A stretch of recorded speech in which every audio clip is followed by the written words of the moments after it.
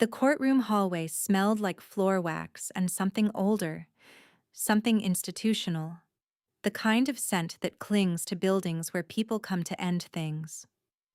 A woman sat on a wooden bench outside courtroom 4B, holding a manila envelope against her chest the way a soldier holds a wound closed. Her hands weren't shaking. That was the part no one would have expected. 30 feet down the corridor, two men in dark suits stood near the water fountain, speaking low enough that their words should have stayed between them. But hallways carry sound the way bones carry fractures, invisibly, completely. "I chose her because she never fought back," the first man said. He adjusted his cufflink. 7 years, not once. She took everything I gave her and said thank you.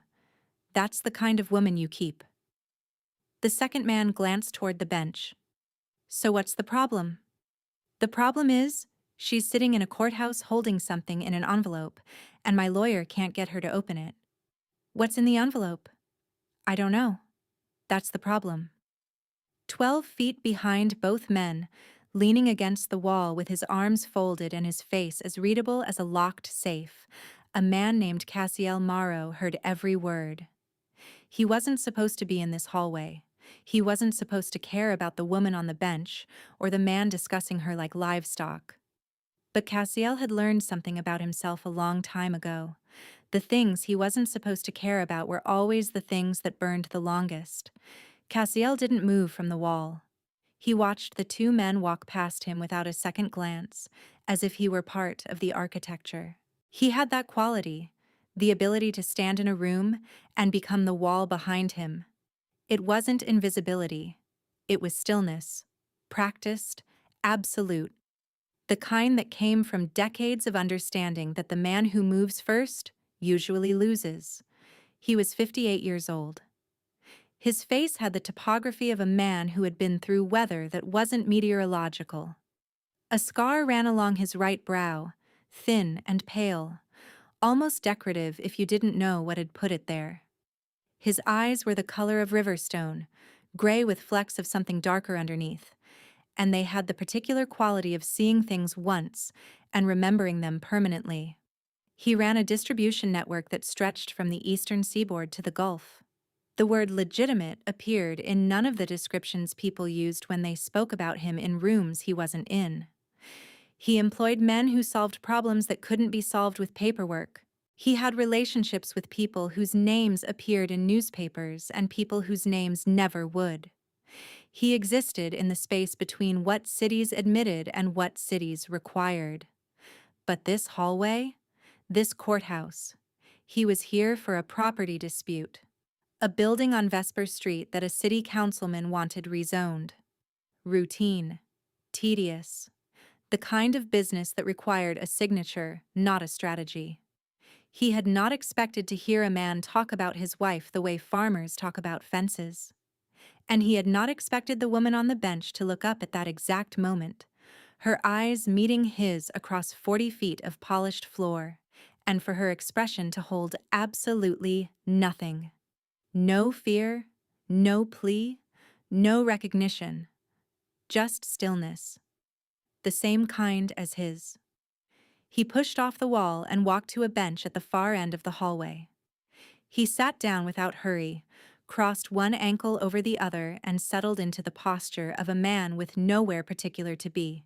The courthouse had been built in 1951, the same year the Korean War taught the country that not all victories look like victories.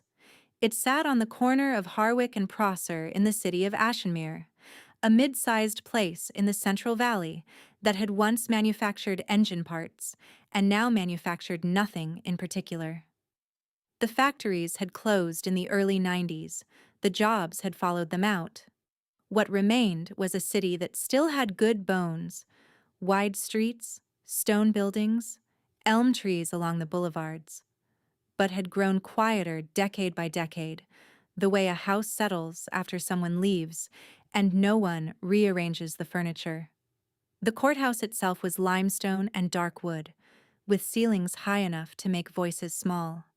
The floors were marble in the main hall and linoleum in the back corridors, where the family courts lived. The lighting was fluorescent, the kind that made everyone look slightly unwell. The benches outside the courtrooms were original. Dark oak, worn smooth by decades of people sitting on them while their lives were being decided on the other side of a door. There were no windows in this hallway. The architects had apparently decided that people waiting for custody hearings, divorce proceedings, and restraining orders didn't need to see the sky. The air had the taste of recycled breath and old paper.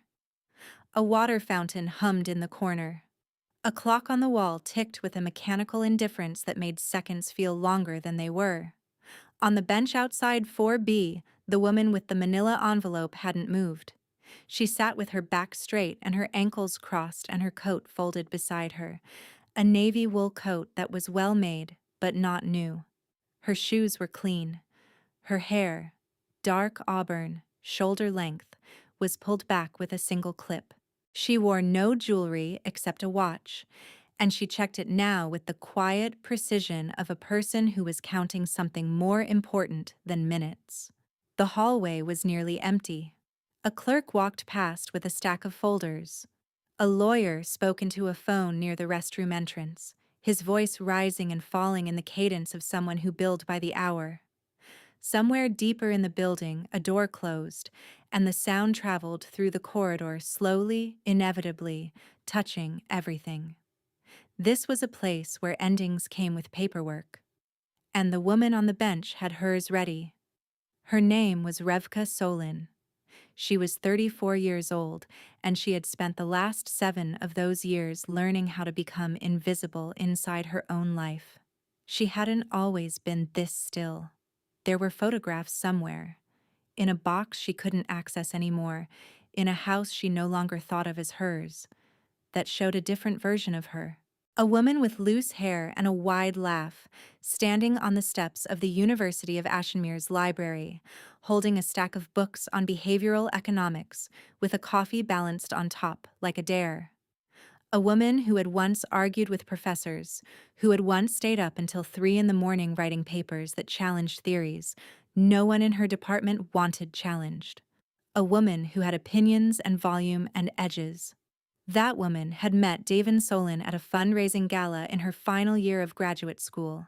He had been 36 then, charming in a way that felt architectural. Every word placed precisely, every smile timed to land. He was the kind of man who made rooms quieter when he entered them. Not because people feared him, not yet, but because his presence had a gravitational quality that rearranged the attention in any space he occupied. He had pursued her with a focus that felt, at the time, like devotion. Flowers that arrived at her apartment before she'd given him the address. Phone calls at exactly the right moment, as if he could sense when she was alone. Compliments that were so specific they felt like surveillance dressed as admiration. You changed your hair. The left side sits different now. It's better. They married 9 months later. Revka's thesis advisor had said it was too fast. Revka had said it was love. Both of them had been right. The first incident happened 4 months after the wedding. A Tuesday. Revka had come home from a job interview, an analyst position at a policy research firm downtown, and mentioned over dinner that the interviewer had complimented her work. Davin had set his fork down slowly. He'd looked at her the way a man looks at a door that has opened without permission. What exactly did he compliment? My writing. The sample I submitted. Your writing? He'd repeated it flatly. And how long were you alone in his office? 20 minutes, maybe 30. The glass of water had left his hand so fast Revka hadn't registered the motion until it shattered against the wall behind her. She'd sat frozen, a shard of glass resting on the shoulder of her blouse like a strange brooch, and watched her husband's face reassemble itself into calm, into apology, and then into something worse than the anger. Control. I'm sorry, he'd said. I just love you so much it makes me afraid. She didn't take the job. She didn't go to the second interview. She learned, in the space of that single evening, that Davin's love was a room with no windows, and she had already moved in. The escalation followed a pattern that Revka would later recognize as textbook, though at the time it felt like weather. Unpredictable, atmospheric, something she was always bracing for but could never fully anticipate. The thrown glass became a grabbed wrist. The grabbed wrist became a shove against the kitchen counter. The shove became a slap. The slap became a closed fist.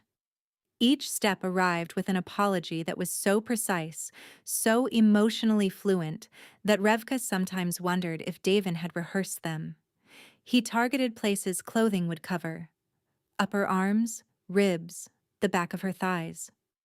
Once, her stomach, when she was 2 months pregnant with their son. She'd miscarried 3 days later. The hospital report listed the cause as unexplained. Davin had held her hand in the recovery room and cried, and the nurses had thought he was the most devoted husband they'd ever seen. A year later, she was pregnant again. This time, she carried to term. Not because the violence stopped, but because she learned to fold herself around the baby like armor, absorbing the blows at angles that kept her stomach untouched.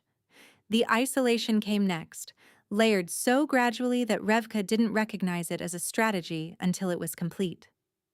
Her graduate school friends were the first to go.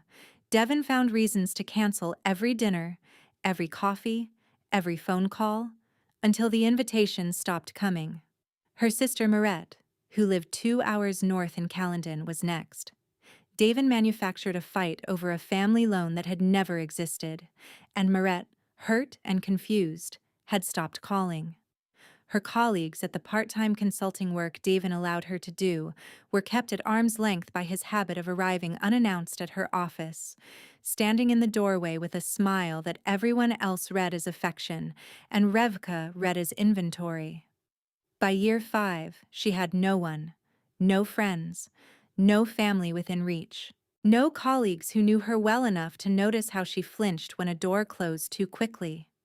She had a 4-year-old son named Stellan who had her eyes and his father's quietness, a quietness that in a child that young was not temperament but training. Stellan had learned before he could read that calm rooms were safe rooms, that loud voices meant something was about to break, and that the best place to be when his father came home was somewhere small and out of sight. Revka had learned to make herself so flat, so accommodating, so perfectly without friction that Davin once said to a colleague at a dinner party, loudly enough for her to hear, "She's the perfect wife. She never fights back." He'd said it like a compliment. He'd meant it like a leash. Stellan was 6 years old, and he had a way of appearing at the edges of rooms that made Revka's chest ache every time she saw it. He didn't walk into spaces. He materialized at their borders. One hand on the doorframe, his body half committed to entry, as if every room in the world required a risk assessment before it was safe to step inside.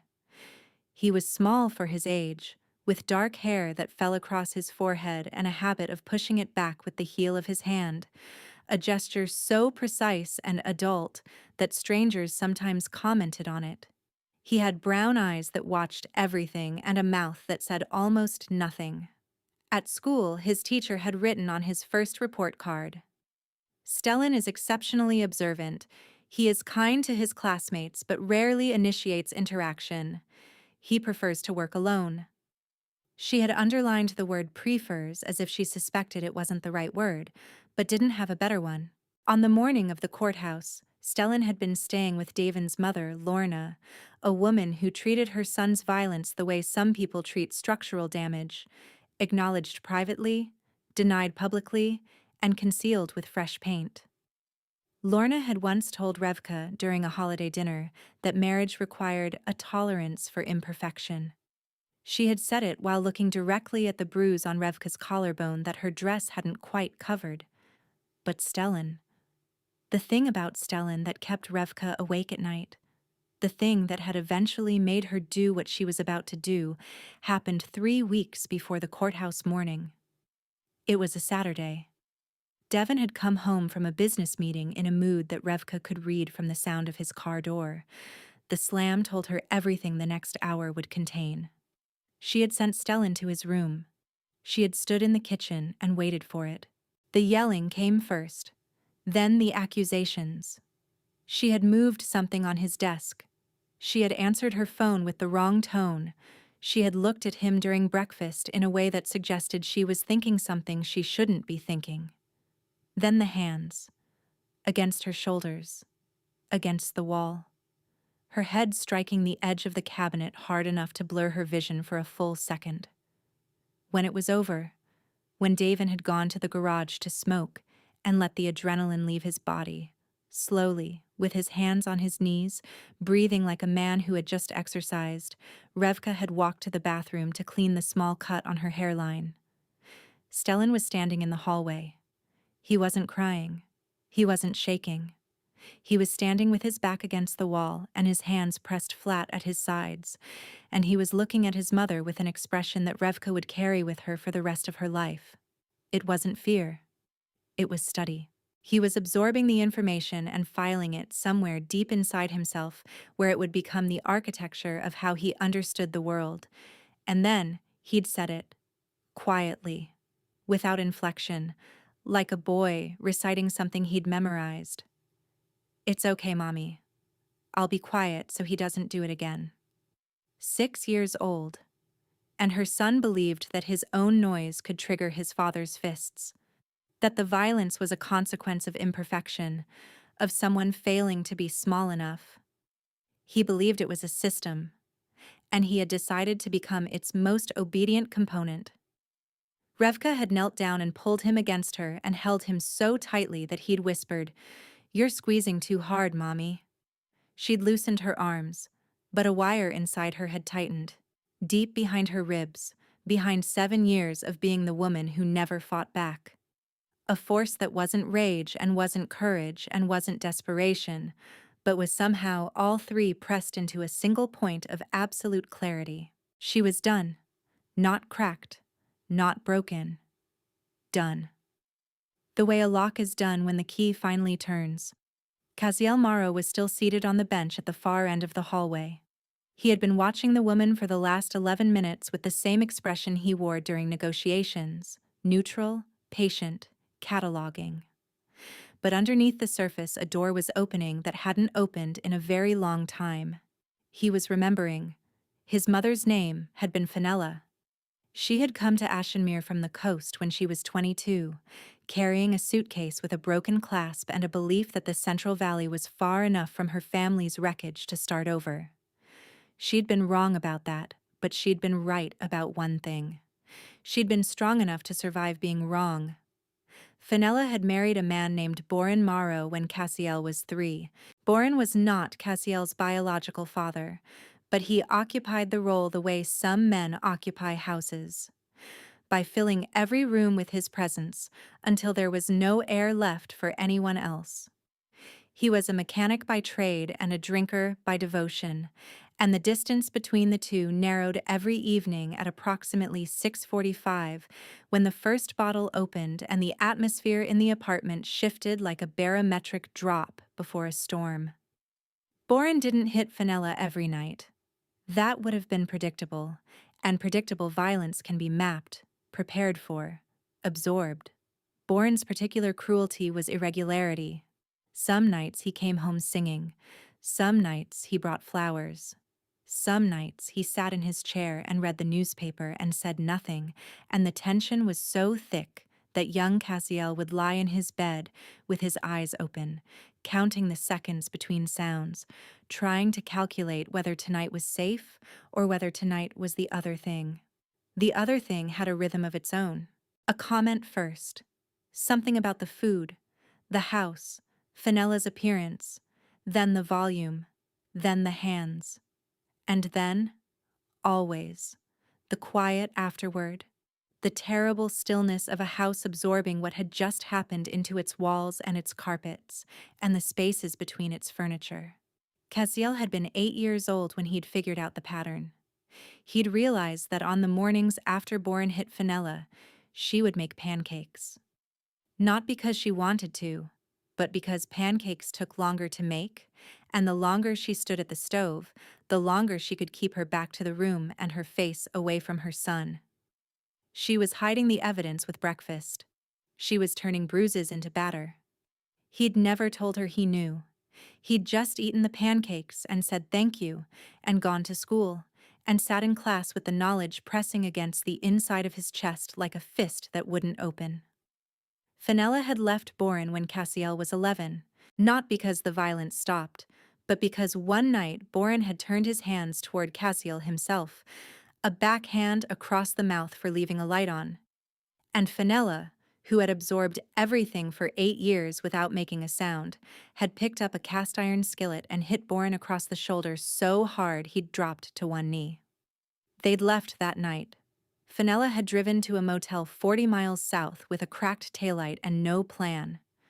She'd worked 3 jobs for the next 6 years. She'd never remarried.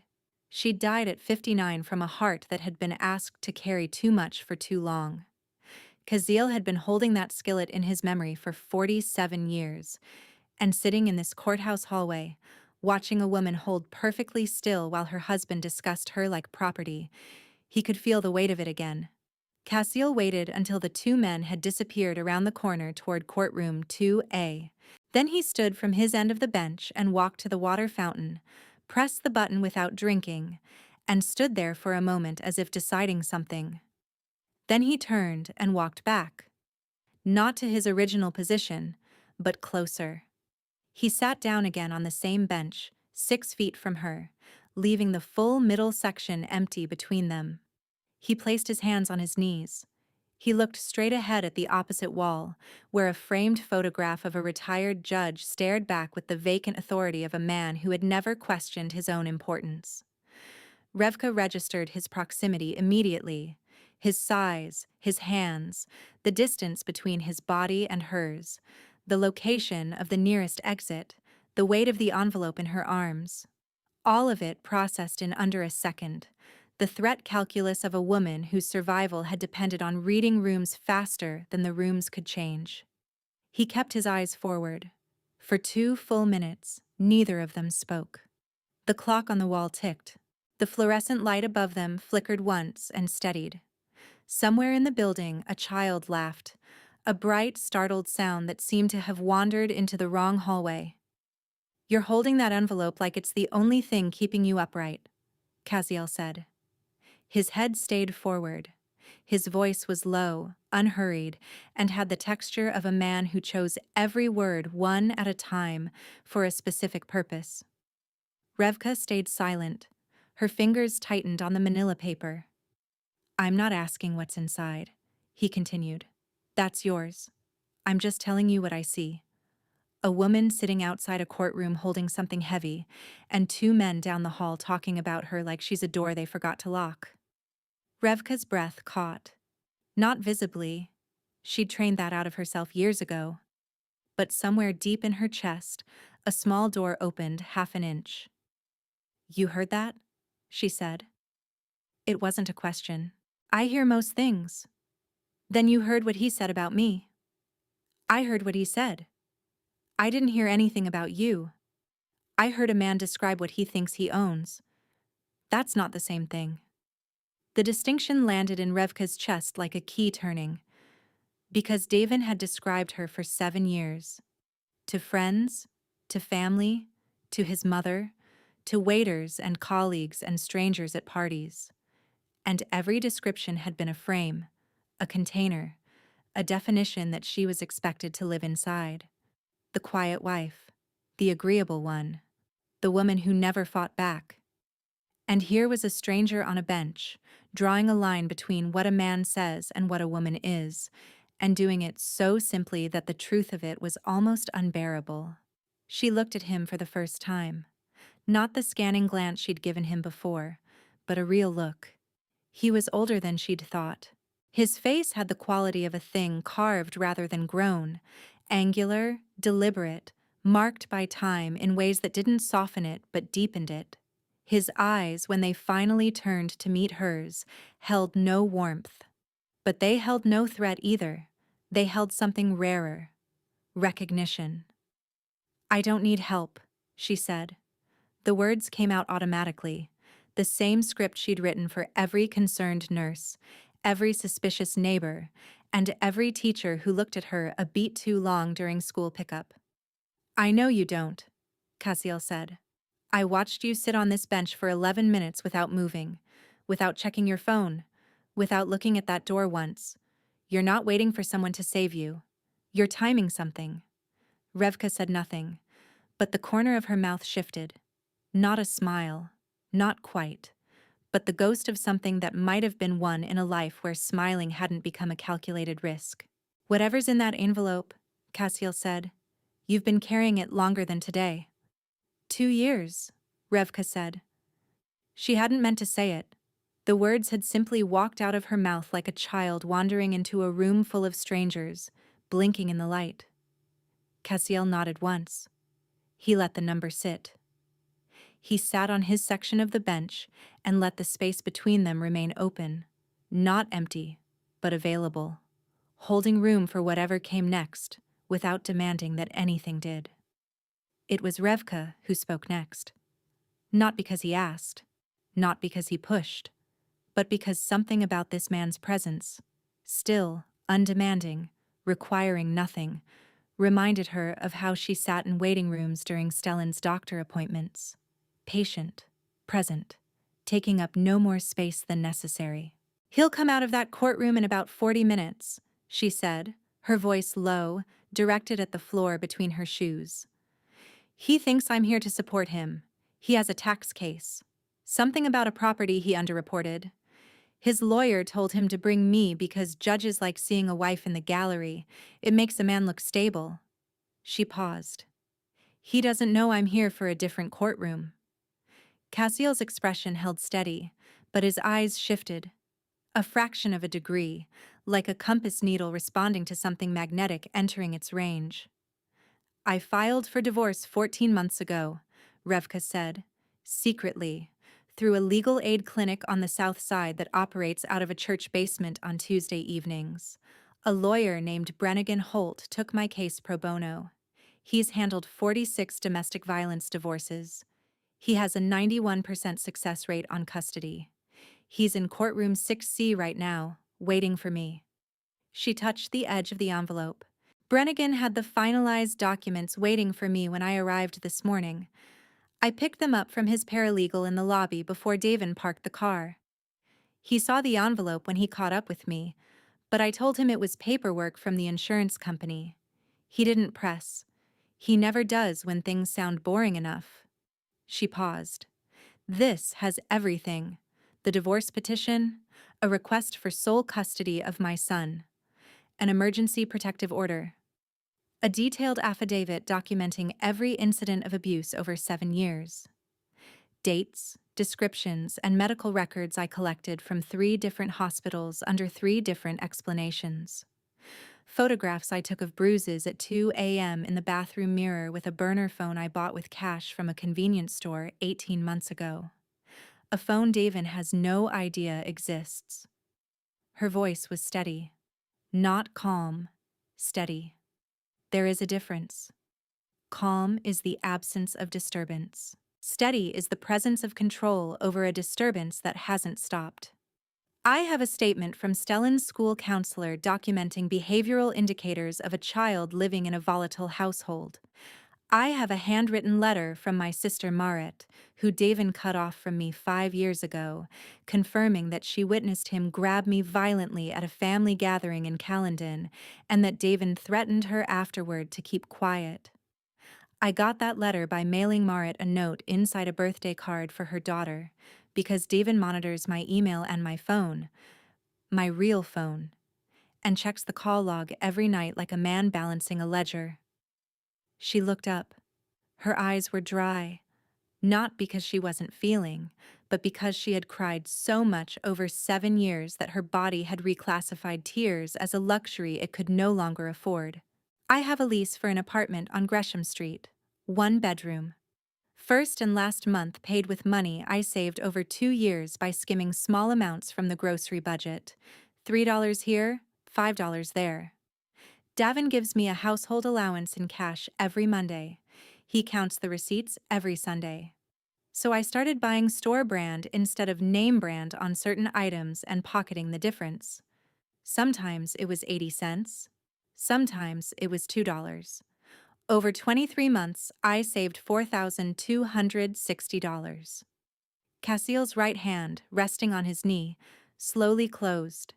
Not a fist of anger. A fist of recognition. Because he understood what $4,260 meant when it was collected in increments that small. It meant that every single dollar had been an act of rebellion committed in a household where rebellion was punished with hands. I have a bag packed in a storage unit on Waverly Road, Revka continued. Unit 14, clothes for me and Stellan. His favorite book. It's about a dog who sails a boat. He's read it 30 times. My degrees, my birth certificate, Stellan's immunization records. A stuffed penguin he doesn't know I took from the house and put in storage, because if I'd put it in the bag at home, he might have noticed it was missing and asked where it went. And Stellan cannot lie. He's 6. He doesn't know how yet. And I will not teach him. The last sentence came out with the only heat she'd shown. A flash beneath the stillness. Not rage, but a fierce and absolute border. A line in the ground that said, "This is where it stops." He will not learn to lie for me the way I learned to lie for his father. Today is the day, she said. In about 35 minutes, Brennigan will file the petition. The emergency protective order will be submitted to Judge Caridian in courtroom 6C. If it's granted, and Brennigan says it will be, because the documentation is overwhelming, Davin will be served before he leaves this building. He will not be allowed within 500 feet of me or Stellan. He will not know where we've gone. He will walk out of his tax hearing and into a different life. And he won't see it coming because he has spent 7 years believing that I am the woman who never fights back. She looked at Cassiel. He was right. For a long time. I didn't fight back. I absorbed it. I made myself small. I let him think he'd won because every day that he believed he'd won was a day I could plan without being watched. Every time I didn't fight back was a deposit in an account he didn't know existed. And today, I'm closing that account. The hush that followed was not the absence of sound. It was the moment before a verdict, heavy, loaded, aware of itself. Cassiel looked at this woman who had been described by her husband as someone who never fought back, and he saw something that Davin Solon had never seen and would never understand. She hadn't been passive, she had been strategic. Every silent dinner, every swallowed response, every bruise absorbed without protest. They hadn't been surrender. They had been preparation. She had been building a case the way an engineer builds a bridge, one invisible cable at a time, beneath the surface, tested for load, designed to hold the weight of everything she was about to cross. And the envelope in her arms was the other side. Cassiel was quiet for a long time after Revka finished speaking. He sat with his hands on his knees and his eyes on the opposite wall, and a process behind his face was working. Not calculating, not planning, but older than calculation, deeper than strategy. "What happens after?" he asked. His voice was careful, stripped of everything except the question itself. Revka blinked. In 7 years, no one had ever asked her that. Every scenario she'd run, every midnight hour she'd spent staring at the ceiling of a bathroom she'd locked herself inside. All of it had been focused on getting out. The after was a blank page she hadn't allowed herself to write on, because writing on it would have meant believing in it. And belief was a kind of weight she couldn't carry on top of everything else. "I take Stellan from his grandmother's house," she said slowly. "I drive to the apartment on Gresham Street. I lock the door. And I try to figure out the rest. With $4,260. With whatever's left of it after first and last month's rent, which is $1,100, maybe $12. Cassiel nodded. He pulled out his phone, An older model. No case. The screen cracked in one corner. And sent a text to a man named Kettrick, who had worked with him for 14 years and understood that questions were a privilege he hadn't earned. The text read, Gresham Street area. Full assessment, quiet. Then he sent a second text to a different number. This one read, I need Sable Oren's direct line. Not her office, her direct. He put the phone away. Who's Sable Oren? Revka asked.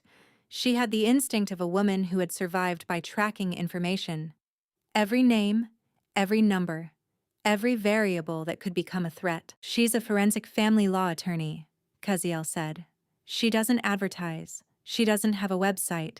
She operates out of an office in Haldane with 2 paralegals and a case file cabinet that requires a biometric lock to open. She handles cases where the abuser has money, connections, or both, and where the standard legal process is likely to be interfered with. I already have a lawyer. You have a good lawyer. Brennigan Holt does solid work. I'm not replacing him. I'm reinforcing him. Because your husband is going to be served in this building today, and when he is, the first thing he'll do is call the most expensive attorney he can find. And the second thing he'll do is start dismantling everything you've built. He'll challenge the protective order. He'll question the documentation. He'll file for emergency custody and claim you're unstable, that you abducted your son, that you've been planning this out of paranoia, and that the bruises were self-inflicted or exaggerated. Revka's face didn't change, but her breathing did. Because she knew he was right. She had played this scenario forward 1,000 times, and every version ended with Davin doing exactly what Kaziel had just described. The legal system was a machine, and Davin understood machines. He knew which levers to pull, which buttons to press, which people to call. Sable Oren is the person you call when someone tries to weaponize the system against a person the system was supposed to protect, Kaziel said. She'll work alongside Brennigan. She'll handle the counterfilings. She'll secure the financial forensics. Your husband underreported a property to the IRS, which means his financial disclosures in the divorce will be scrutinized by people who know where to look. And she'll make sure that when this goes before a judge, the documentation you spent 2 years building is presented in a way that cannot be dismissed, discredited, or buried. I can't pay for that. She's already paid for. By whom? By someone who has more money than he has use for and fewer chances to do something worth doing. Revka looked at him. Hard, direct. The look of a woman who had learned that generosity from powerful men always came with invoices written in invisible ink. What do you want? She asked. Nothing. Everyone wants something. That's true, Kaziel said. I want to see your husband's face when he realizes that the woman he described as the one who never fought back has been fighting the entire time. But that's not something you owe me. That's something I'll enjoy on my own. A sound escaped Revka's mouth. Short, involuntary, caught somewhere between a breath and a laugh. It was the first sound she'd made in 7 years that wasn't measured, edited, or run through the filter of what Davin would think if he heard it. Kaziel's phone buzzed. He glanced at the screen. Sable Oren's number. He stood up from the bench, took 3 steps toward the water fountain for privacy, and answered. Sable, I need you in Ashenmere, Harwick Courthouse. Courtroom 6C. There's a woman here who's about to walk through a door she's been building for 2 years, and I need you to make sure no one locks it behind her. The emergency protective order was granted at 11:47 a.m. Judge Caridian reviewed the affidavit in her chambers for 19 minutes. She read the medical records, 3 separate emergency room visits over 4 years, each attributed to a fall, a stumble, a moment of clumsiness that the admitting nurses had documented with the careful, precise language of people who knew what they were looking at but couldn't prove it. She read the photographs. 14 images taken in bathroom mirrors at hours that no one photographs themselves voluntarily, each time-stamped, each showing bruises in various stages of healing on her arms and ribs, consistent with defensive injuries. She read the school counselor's report. She read Moret's letter. She read every word of the 23-page affidavit that Revka had written in the back seat of her car during Stellan's Saturday morning soccer practices, one paragraph at a time over the course of 7 months, in handwriting so small it required a magnifying glass because she'd been afraid of using too much paper and having Davin notice the missing pages from the household notebook. Judge Caridian signed the order. Davin Solon was served at 12:16 p.m. in the hallway outside courtroom 2A, exactly 11 minutes after his tax hearing concluded. He was standing with his lawyer, adjusting his tie with the satisfied expression of a man who believed the day was going exactly as planned. The process server handed him the envelope. He opened it, and the expression on Davin Solon's face traveled through a sequence that unfolded in layers. Confusion first, the furrowed brow, the half-smile that hasn't yet realized it no longer belongs. Then comprehension, the eyes widening, the jaw setting, the sudden stillness of a man whose internal machinery has just received an input it was not designed to process. Then the scan, the rapid looking around, the search for the person responsible, the desperate inventory of a man who has just discovered that control he thought was absolute was, in fact, an illusion maintained by the compliance of the person he controlled. He didn't find Revka. She was already gone. Brannigan Holt had walked her out the service entrance on the east side of the building 12 minutes before the papers were served. She was in a car driving toward Lorna's house to collect Stellan, with a court order in her hand that gave her legal authority to do so.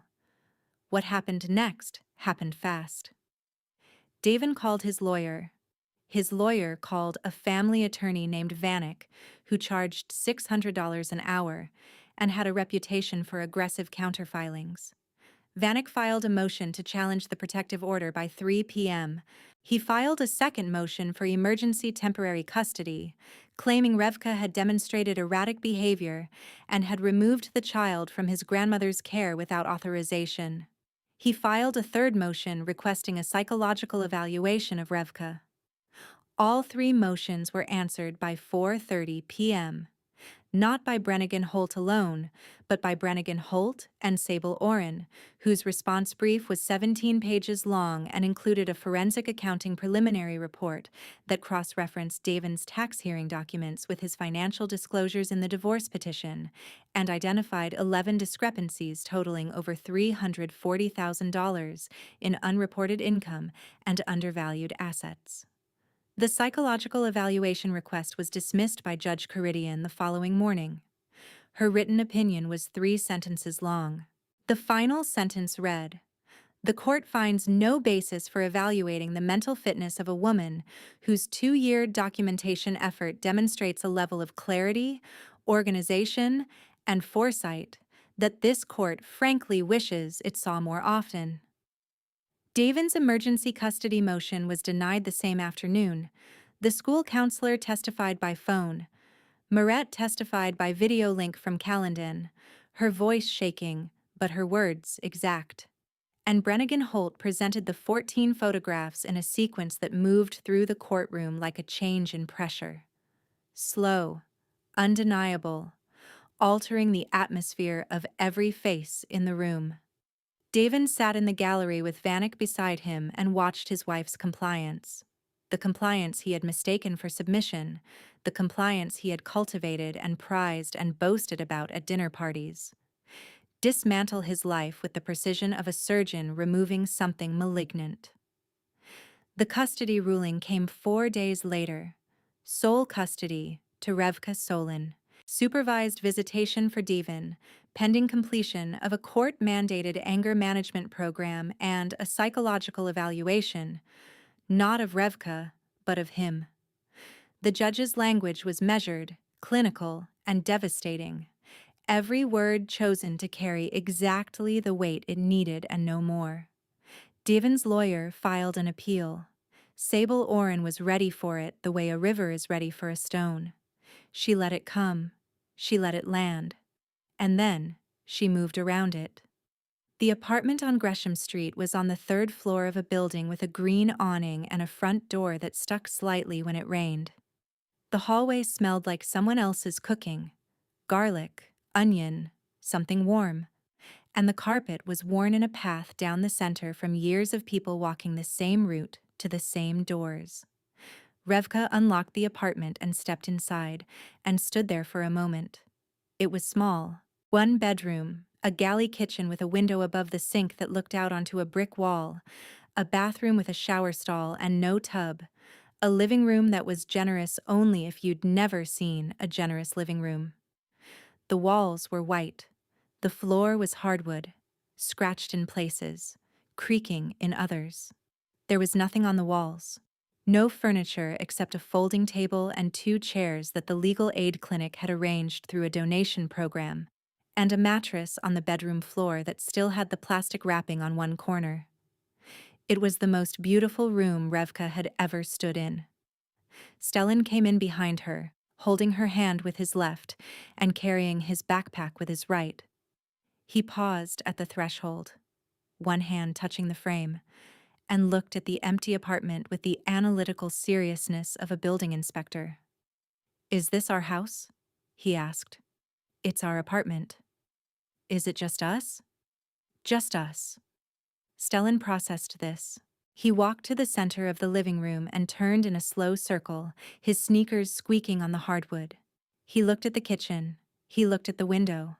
He looked at the bedroom door, which was open, showing the mattress on the floor and the bare walls beyond it. "Where's the other bedroom?" he asked. "There isn't one. We share." "I've never shared a room with you." "Is that okay?" Stellan thought about it with the full weight of his 6 years. Then he said, "Can I sleep on the side closest to the door?" Revka's throat tightened, because she understood what he was asking. He was positioning himself between his mother and whatever might come through. At 6 years old, volunteering as the first line of defense. "You can sleep on whichever side you want," she said carefully. "But nothing is coming through that door, Stellan. Do you understand? This door has a lock. Daddy's house had a lock too." The sentence sat in the room like a stone dropped into still water. Revka knelt down so her face was level with his. "This lock is different," she said. "This lock is ours. Only we have the key. No one else can open it. Not Daddy. Not Grandma Lorna. Not anyone. This is our door, and it stays locked when we want it locked." Stellan looked at the door. He examined the deadbolt with his fingers, touching the metal, feeling the mechanism. Then he turned it. The bolt slid into the frame with a solid mechanical sound. The sound of metal meeting metal, of a thing designed to hold doing exactly what it was designed to do. He turned it again. Locked. Unlocked. Locked. "Can I do that whenever I want?" he asked. "Whenever you want." Stellan locked the door one final time. He stood there with his hand on the bolt for a long moment, and then he walked to the center of the room and sat down on the floor and opened his backpack and took out his book, the one about the dog who sails a boat, and began to read. Just like that, as if the act of locking a door had given him permission to stop calculating, stop scanning, stop bracing for what might come next. Revka watched him read. She watched his eyes move across the page. She watched his shoulders. Those small, tensed shoulders that had been drawn up toward his ears for as long as she could remember. Slowly, incrementally, by fractions of millimeters, begin to lower. Over the next 3 weeks, things arrived. A couch from the donation program, brown corduroy, slightly worn on the left armrest but clean and solid. A bookshelf carried up 3 flights of stairs by a volunteer named Dorrit, who drove a pickup truck and didn't stop talking the entire time, which was exactly the kind of noise Revka had forgotten could be harmless. A set of dishes from a church on Selwick Street. A rug from a thrift store that Stellan picked out himself. It had a pattern of blue and green triangles that he said looked like mountains. A bed frame arrived, then sheets, then a pillow that Stellan pressed his face into and said, "This smells like nothing." Revka asked him what he meant. "It doesn't smell like anyone else's house, it just smells like clean." She pulled him close and kissed the top of his head and breathed in the smell of his hair, soap, and something sweet and indefinably his. And for the first time in 7 years, she didn't listen for footsteps. She didn't calculate the hour. She didn't run a threat assessment on the quiet. The quiet was just quiet, and it belonged to them. On a Saturday morning in March, 5 weeks after the courthouse, Revka walked into a diner called Brevit's on the corner of Whitmore and 7th. It had checkered tile floors and a chalkboard menu and a bell above the door that rang with a bright copper sound when she pushed it open. Stellan walked beside her. Not behind her, not in her shadow. Beside her, his hand in hers, his steps matching her steps, his eyes looking forward instead of sweeping the room for exits. They sat in a booth by the window. Stellan ordered waffles, not because someone told him he could, but because the waitress asked him what he wanted and he answered without looking at his mother for permission first. He just said, "Waffles, please," with a voice that was still quiet but was no longer braced. Revka ordered coffee and an omelet.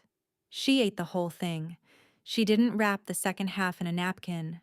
She didn't calculate how many meals the leftovers could become. She ate the way a person eats when food is food and not a rationed resource in an undeclared war. Stellan drew on the paper placemat with a green crayon the waitress had left. He drew a building with a green awning. He drew 2 figures inside it. One tall, one small. He drew a door with a large circle on it that Revka understood was the deadbolt. Above the building, in uneven capital letters, he wrote, "Our house." He held it up for her to see.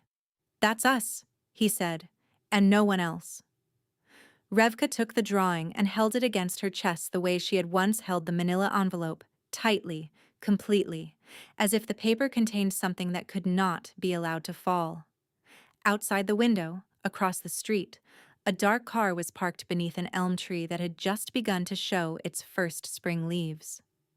Inside it, Cassiel Marot sat with the engine idling and his hands resting on the steering wheel. He could see through the glass the shapes of a woman and a boy in a booth by the window. He could see the boy holding up a piece of paper. He could see the woman press it against her chest. He couldn't read what the paper said, but the gesture told him everything. The way his mother's gestures had once told him everything, back when he was small enough to believe that watching carefully was the same as protecting. He thought about Fenella. He thought about the skillet. He thought about the night she'd driven 40 miles with a cracked taillight because she'd finally decided that her son's safety was a line she would not allow to be crossed. He thought about the woman inside that diner who had spent 2 years collecting dollars in denominations so small they were barely currency, building a legal case in the back seat of a car during her son's soccer practices, writing her freedom in handwriting so tiny it required a magnifying glass. All while sitting across the dinner table from a man who believed she had no fight in her. Cassiel put the car in drive. He didn't go inside. He didn't need to. The boy was eating waffles without asking permission. The mother was eating without saving half. The door of their apartment 3 miles away had a deadbolt that answered to no one but them. He pulled away from the curb and drove into the pale spring light, and the elm trees along Whitmore Street blurred past his window in soft green streaks, and the boy who had eaten pancakes his mother made to hide her bruises, who had promised himself at 8 years old that if he ever had the weight to change something, he would place it on the right side, felt that promise, for the first time in 47 years, begin to rest. Not because the world had changed, but because in one courthouse hallway, on one Tuesday morning, he had not looked away. And somewhere on Gresham Street, a deadbolt held its position, faithful, mechanical, absolute. And a boy sat on a floor beside a bookshelf full of donated books, and read about a dog who sails a boat, and did not once look up to check if the door was still locked. He already knew it was.